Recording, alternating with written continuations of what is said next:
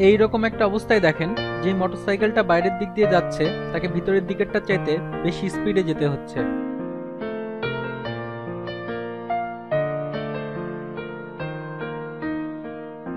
ঘোড়ার গাড়ি বাঁকা রাস্তা দিয়ে চলার সময় এর দুই পাশের চাকা দুই রকম স্পিডে চলে। এখানে অবশ্য কোনো সমস্যা হয় না, কারণ কোনো চাকায় এক্সেলের সাথে আটকানো থাকে না। পুরাতন গাড়িগুলোতে রিক্সার মতন পিছনে শুধুমাত্র একটা চাকা ইঞ্জিনের সাথে লাগানো থাকতো, তাই দুই চাকা সহজেই আলাদাভাবে ঘুরতে পারত। কিন্তু শুধু এক চাকা যদি ইঞ্জিনের সাথে লাগানো হয় তাহলে ওই চাকাটাকে একা একাই সব কাজ করতে হয়, তাই অনেক রকম সমস্যা দেখা দেয়। যেমন শুধুমাত্র একটা চাকা ঘুরলে সামান্য বালিতেও গাড়ি আটকে যেতে পারে। আবার যদি দুইটা চাকাকেই একটা এক্সেলের সাথে আটকে দেওয়া হয় তাহলে বাঁকা রাস্তায় যে কোনো একটা পিছলাবেই। কাজেই এমন একটা সিস্টেমের দরকার যেখানে দুইটা চাকাই ইঞ্জিনের সাথে লাগানো থাকবে কিন্তু কোনো চাকাই পিছলাবে না বা রাস্তার সাথে ঘষা খাবে না। ডিফারেনশিয়াল এক্সেল এই কাজটাই করে।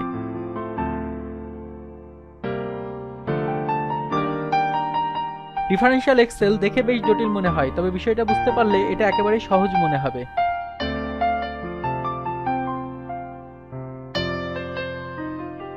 এখানে দুইটা চাকা দুইটা আলাদা এক্সেল দিয়ে একটা ফ্রেমের সাথে আটকানো আছে, তাই এরা আলাদা স্পিডে আলাদাভাবে ঘুরতে পারছে।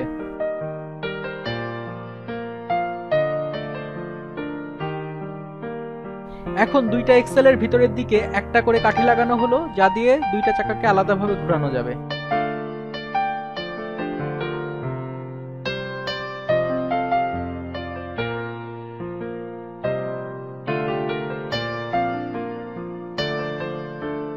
একটা আড়াআড়ি কাঠি দিয়ে আমরা দুইটা চাকাকে একই দিকে একই স্পিডে ঘোরাতে পারবো।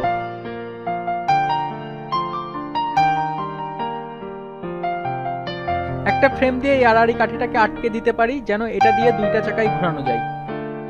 একটা বিষয় খেয়াল করেন, এই ফ্রেমটা কিন্তু এক্সেলের সাথে শক্ত করে আটকানো না, মানে এটা এক্সেল বাদে ইচ্ছা মতো ঘুরতে পারে। এখন আমরা আড়াআড়ি কাঠিটা দিয়ে দুইটা চাকাকে একই গতিতে চালাতে পারি। সোজাসুজি রাস্তার জন্য এটা খুব ভালো কাজ করবে, কিন্তু বাঁকা রাস্তার ক্ষেত্রে এই অবস্থায় আমরা একটা চাকা জোরে আর একটা চাকা আস্তে ঘোরাতে পারবো না। একটা চাকা থামালে আর একটাও থেমে যাবে।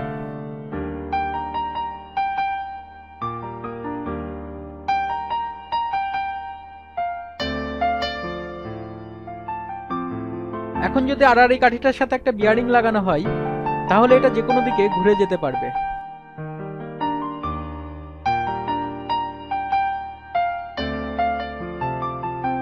এখন কাঠিটা দুইটা চাকাকে একই স্পিডে ঘোরাতে পারবে, আবার একটা একটু বাধা পেলেও আর একটা ঘুরতে পারবে।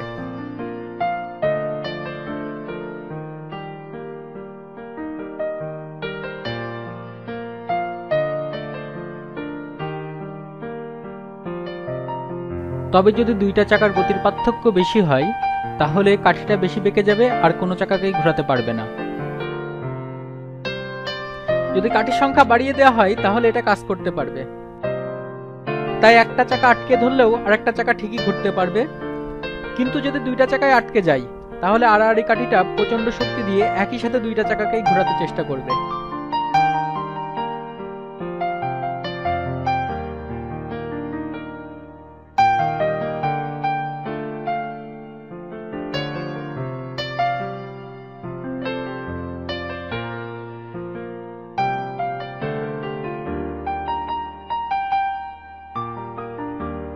এখন এই কাঠিগুলোর ভিতরের ফাঁকা জায়গা কমানোর জন্য আমরা আরো বেশি কাঠি ব্যবহার করতে পারি।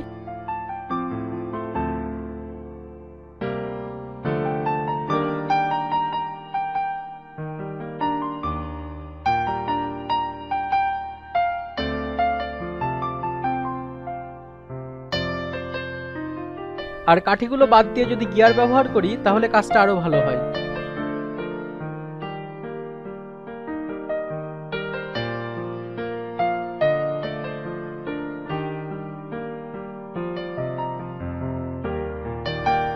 আড়াআড়ি দিকে একই সাথে দুইটা গিয়ার ব্যবহার করা যায় যেন এরা ভাগ করে কাজ করতে পারে।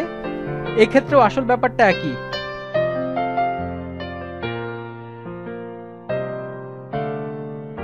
এবার আমরা এই জায়গাটাতে একটা গিয়ার দিতে পারি, আর একটা গিয়ার দিয়ে ইঞ্জিনের সাথে লাগানো হয়।